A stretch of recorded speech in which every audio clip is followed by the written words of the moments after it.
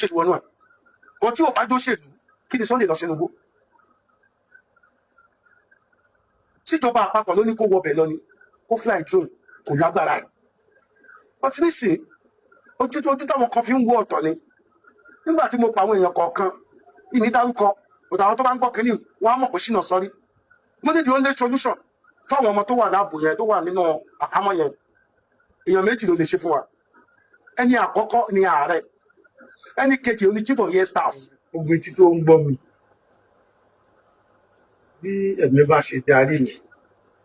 àti bí òye ìlú bá ṣe wà ìmọ̀ràn ní má gbà ó ẹni dá ìmọ̀ràn mi nù ẹ má da èmi náà nù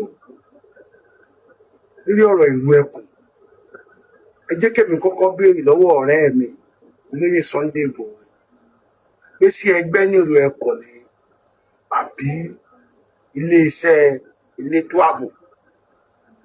tó bá jẹ́ pé ẹgbẹ́ ni kó sọ fún wa ká ní iléeṣẹ́ elétò ààbò ni kó jẹ́ àmọ̀. Irú Ẹkùn security network. tó bá jẹ́ pé Irú Ẹkùn security network ni ó ní ìpele kéèyàn tó lè ní security company ní Nàìjíríà ṣe pé nígbà kan Ministry of Interior ló ń fún wa ní license pèpè mí náà involve nígbà tá a fi rí bí ọdún bíi mẹ́wàá or mẹ́ẹ̀ẹ́dógún sísìn ìjọba àgbà náà láyé ìjọba bàbá wa Ọbásanjọ́ wọ́n ti gbé sí abẹ́ àwọn civil defence wọ́n wá kọ̀wé ẹ̀ síta tẹ bá wá wò ó nígbà yẹn tó ti gbéwò yẹn síta pé ẹ̀yin tẹ bá fẹ́ ṣe iléeṣẹ́ tó jẹ mọ́ aládàáni ètò ààbò private security nǹkan báyìí lè máa ṣe pẹ̀lú iléeṣẹ́ tá à ń pè ní CAC Corporate Affairs Commission láti iye tí ò níye dé ẹgbẹ̀rún lọ́nà mẹ́wàá which is 10 million shares ó ní ẹ̀ tó kéré jù tẹ́ fi dá iléeṣẹ́ yẹn lẹ̀ kí ilé ẹ̀ka ìjọba tá à ń pè ní CAC tó ń forúkọ iléeṣẹ́ síbẹ̀ kẹ́ tó lè ṣe tẹ́ bá fẹ́ ṣe àwọn ẹ gbọ́dọ̀ ní èèyàn tó jẹ́ ẹni tó ti ṣe iṣẹ́ ìjọba ológun tàbí ọlọ́pàá tàbí rosafe tàbí kankan rí yóò wà lára àwọn director ẹ̀ ìlànà àkọ́kọ́ ṣe nù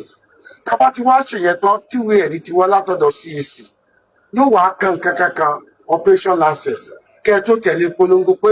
ò ń ṣe kankan nínú ti operation license yẹn wọ́n wá wò ó sẹ́ni yíyí o tó dá kínní ilẹ̀ o ṣé ò lè criminal activities kankan rí DSS ó ṣèwádìí àwọn iléeṣẹ́ tó jẹ́ iléeṣẹ́ ọ̀tẹlẹ̀múyẹ́ ló ṣèwádìí ṣé ò lè criminal case kankan rí tí wọn ò fàbùkù kankan kan rí ẹ ti gẹ́ta àwọn nǹkan tí mo sọ yìí nígbà táwọn bá wá parí tiwọn tán wọn wà irú uniform wo ló fẹ́ máa lò irú bó ṣe fẹ́ máa operate irú department wo ló fẹ́ operate nínú iṣẹ́ aláàbò gbalẹ̀ tó wá lé ní license tó jẹ́ ìwé pé ó ti dángájíá láti pèrè ẹ̀ ní iléeṣẹ́ elétò ààbò tàdáni gbogbo tá a wá sọ ẹ̀ nísìn ọ̀rẹ́ mi ò tí ì yanjú ẹ̀ pọ̀ mo nígbà kó ti gba ti CAC tó fi ń pariwo Irú Ẹkùn ọ̀rẹ́ mi ni ṣùgbọ́n ṣe mọ̀ ọ̀rẹ́ tẹ̀yàn bá sọ pé yàtọ̀ báyìí tó bá ní bó ṣe fẹ́ ṣe ti tó nìyẹn àwọn èèyàn jura wa lọ adẹ̀súnmọ̀ ìjọba jura wa lọ òun ló mọ ibi tó bá dé bọ́ bẹ́ẹ̀ tó ẹ ṣe wà nìyẹn nípínlẹ̀ Nàìjíríà gbogbo ìpínlẹ̀ Nàìjíríà yìí anybody tó bá fẹ́ dá iléeṣẹ́ elétò ààbò àdáni ilẹ̀ wọ́n ṣe tó tán bá wá ríyàn sọ pé kò rí bẹ́ẹ̀ bóyá kan challenge mi lọ́jọ́ iwájú. ní ẹlẹ́ẹ̀kejì ṣe rí olóyè Sunday Igboho ẹni takọta ọmọ líle ni tó dẹ̀ nígbàgbọ́ nú òmìnira ilẹ̀ Yorùbá ọ̀kùn gbọ́mọ̀ bí Irú Ẹkùn ṣe wáyé àwa mọ̀ àwọn tó ní kó lọ ṣe àmọ̀ wọ́n nítorí dẹ̀ fẹ́ ṣe yẹn tí gbogbo world of benefit ni gẹ́gẹ́ bí orúkọ owó àti ìmọ̀nìyàn rẹ̀ wọ́n kì í tẹ̀lé mọ̀nà tó tọ́ ẹni tẹ́ bá ń gbọ́ mi ta ló approve ẹ̀ àwọn ìjọba tán kó lẹ́yìn ìfẹ́ dárúkọ ni àwọn ìjọba tán kó lẹ́yìn tó wọ púlọ́và tán kọ orúkọ àwọn ìjọba aláàbòsí ta ló fi sí wọn sílẹ̀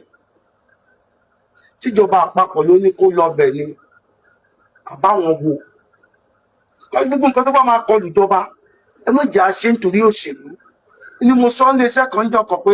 wọ́n ti ń fi òṣèlú ṣiṣẹ́ ààbò orílẹ̀-èdè tó báyà ti mú òṣèlú wọnú sí ààbò yóò mọ̀ parẹ́ ni oríṣẹ́ ààbò dájú ó ní o ẹ má gbóṣèlú wọnú ẹ̀ kò tí ò bá jóṣèlú kí ni Sunday lọ sínú igbó síjọba àpapọ̀ ló ní kó wọbẹ̀ lọ ni kó fly drone kò lágbára ẹ̀ ọtí nísìnyí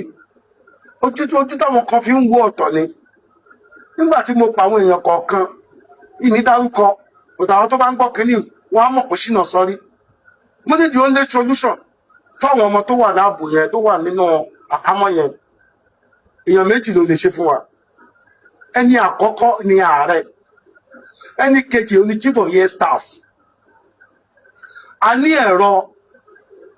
òfurufú tó lè sọ gbogbo tí ń bẹ ń bàdẹ̀ láàrin 24 hours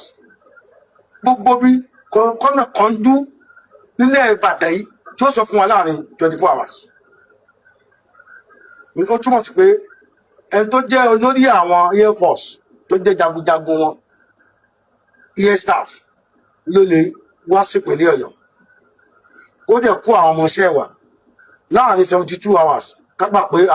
kò ń jẹ́ 24 hours 48 hours kan fún wa pé sáwọn ọmọ yẹn wà láyé wọ́n wà láyé wọn ò sí láyé kámọ̀ láàrin 72 hours wọ́n gbọ́dọ̀ pa ọmọ yẹn bọ́ta tó wá pé lóòótọ́ àtijọba àpapọ̀ àtijọba àpilẹ̀ wọn ò fi ọ̀rọ̀ yìí sí ọ̀rọ̀ àwàdà wọn ò mọ fi wá sòṣèlú tí ò yẹ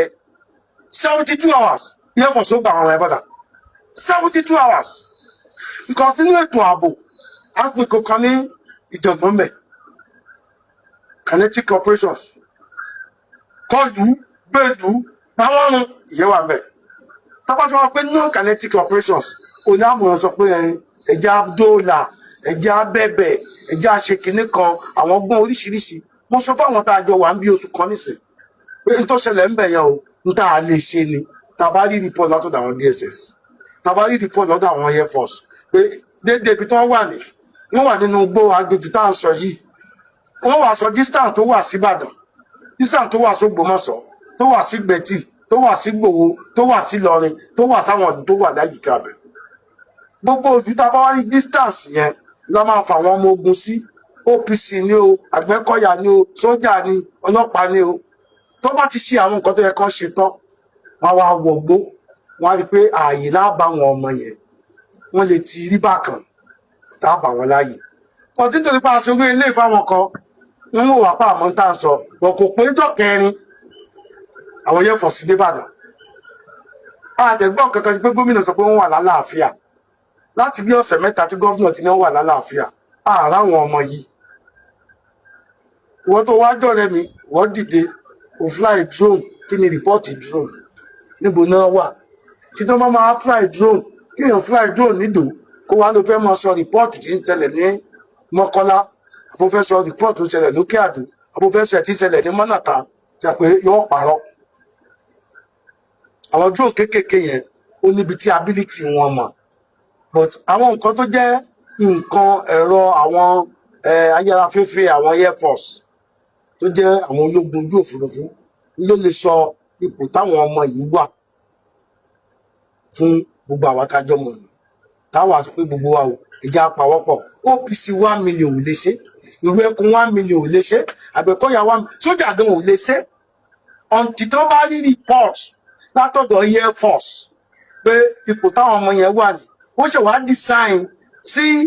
confrontation ni àbí no confrontation.